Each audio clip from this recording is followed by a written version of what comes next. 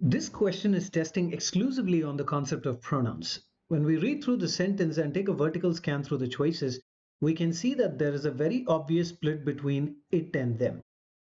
Now, it is obviously singular and them is plural.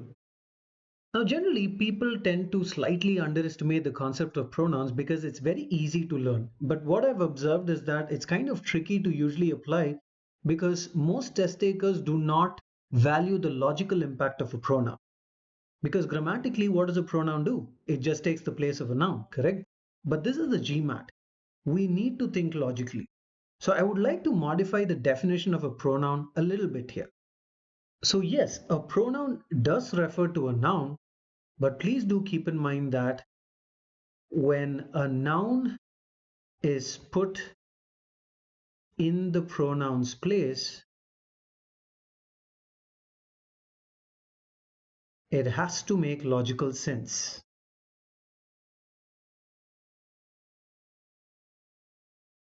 So this is the best way to be safe on the GMAT. If you think that this pronoun is referring to a particular noun, put that noun in the pronoun's place and check that it does make sense. So when we look through the answer choices, which exactly should we use, the singular one or the plural one? So if you read through the non-underlined portion, it says nobody knows how many languages there are, but there is a trouble of distinguishing between a language and the sublanguages or dialects within it. So the it could be referring to language or the them could be referring to languages.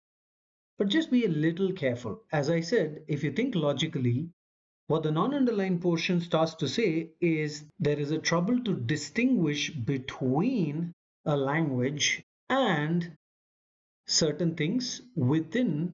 So what should it be here? Obviously the language, not the languages, right? So we can get rid of the options containing the plural pronoun. So now that we have sorted out this pronoun, we can see that there is another pronoun to work with in C, counting it. But A does not even mention the pronoun itself. So once again, we just need to check logically what is this pronoun referring to. Now we could think, well, this pronoun was referring to language, so this must be language. If you look at the non-underlined portion, we have 5,000. So those who have tried counting it, which is singular, they try to count a language and they find 5,000. So you see, that is illogical, right?